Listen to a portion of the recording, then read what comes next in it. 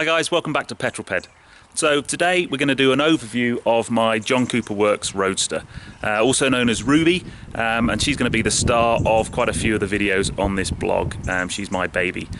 So let's just start with a bit of an overview first.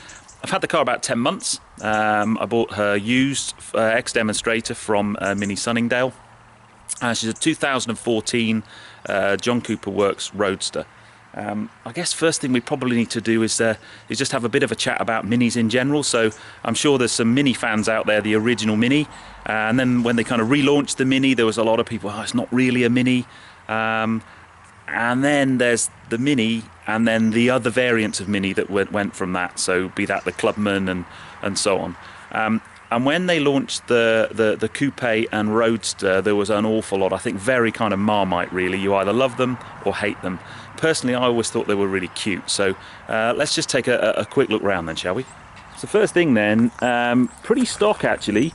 I did get a few things when I first bought her. So I had the wheels powder coated black because I thought they looked really cool, especially with the calipers behind, with the fantastic stopping power from those.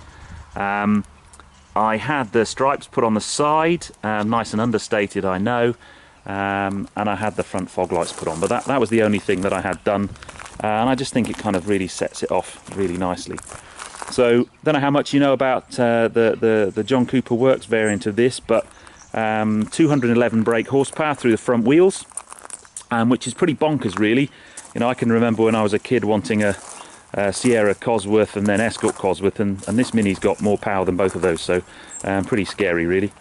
The other thing that this car has, which is an option but was on the car when I bought it, is it's also got this pretty cool diffuser on the back, completely stock exhaust. We'll get some noises from that very shortly, but that's an option, but I think that just rounds the car off superbly. The other thing that the Coupe and the Roadster have is this pop-up boot spoiler. So that rises when you hit 50 miles an hour. Comes down when you go about 40, I think. So that's pretty cool. You can manually raise it. The nice thing about this, I used to have a TTS, and that actually raised above the legal speed limit in the UK. So you may as well just have your hand put up to any policeman saying, "Look at me, I've been speeding." But that can be put up manually.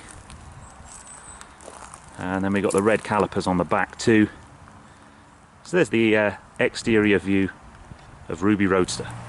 The really cool thing about reviewing any convertible is when you want to do interior shots, of course, you can just drop the roof and you've got great access and great light. So let's take a quick look inside then.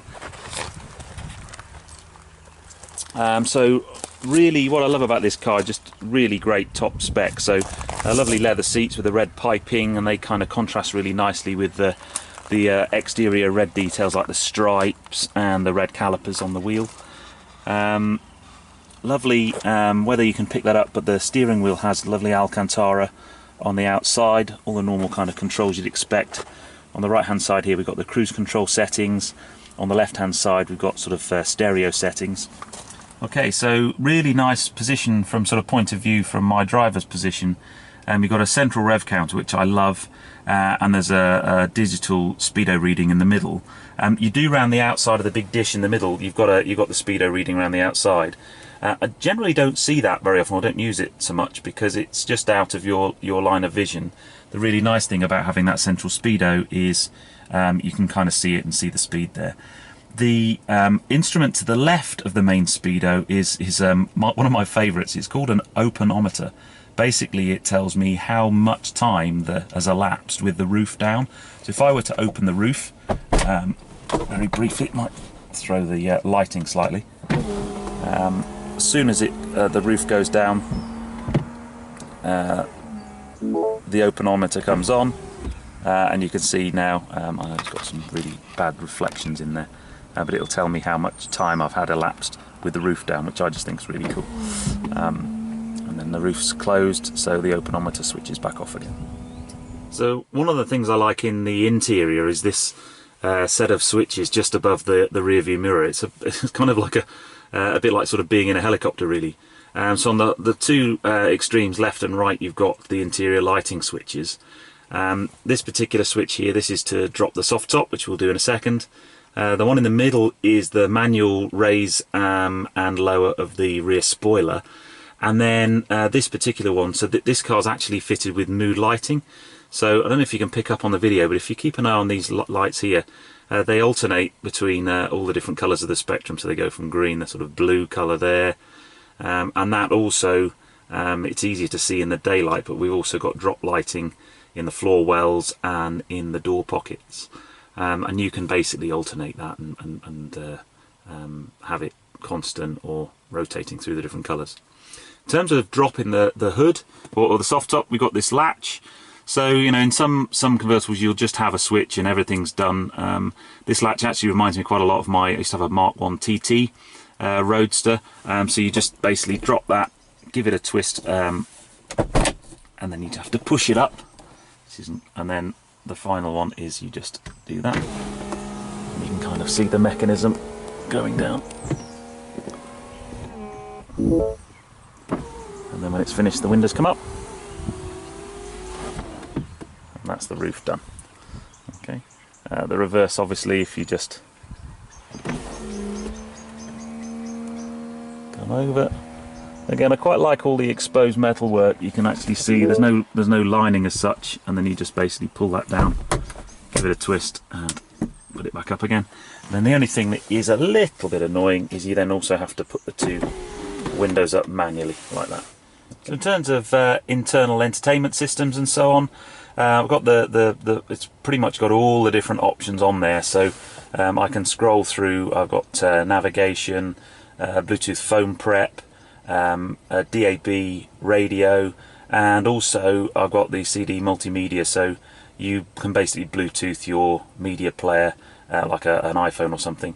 And in this center console just here, I'll just pull that back.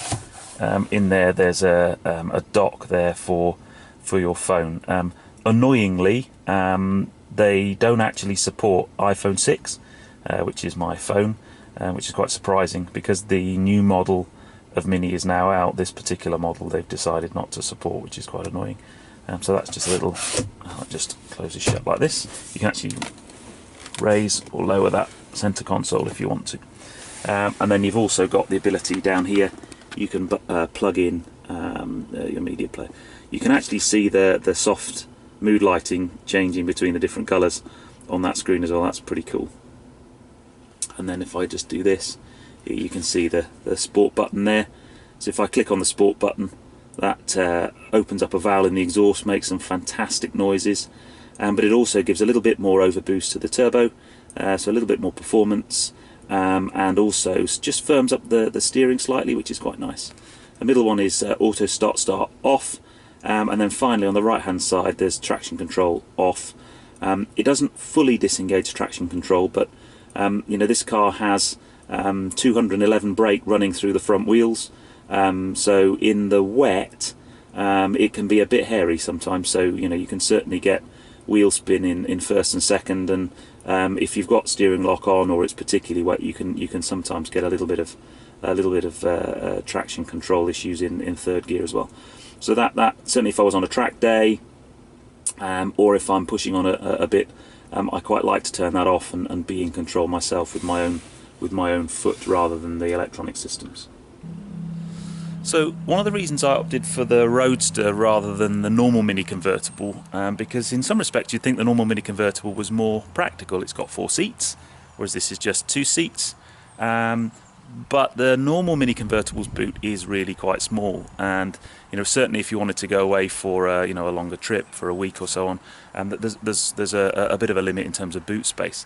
The cool thing about the Mini Roadster is, well, it's still the same chassis underneath. Basically it's still the same dimensions as a normal Mini, but where the 2 rear seats would be, firstly the soft top folds away, and you've got a nice sort of tonneau that's part of the hood mechanism, but also you've got a much nicer boot size. So if we just kind of open that up, and I can show you just how big the boot is. So here we go. So it's now I do get quite a bit of grief having a hairdresser's car, and I just happened to have left my straighteners and my hairdryer in here. How embarrassing. That won't happen again. But we do have a really big boot. I'll do an article actually, post a video of just how much stuff you can get in this boot. You'll be surprised. It's absolutely huge. That's the end of the overview of Ruby Roadster. I hope you've enjoyed having a look round. Now I think we're going to take her out for a test drive, so make sure you watch the next video covering that. I'd like to thank you for watching. Make sure you subscribe to Petrol so you can keep up to date with all the content I've got coming. Just click the link over here. If you want to watch the road test video, I'll put a link just below there. And in the bottom, make sure you put some comments, and I'll put links there to things like my Twitter feed and so on. And we'll see you again next time. Thanks for watching.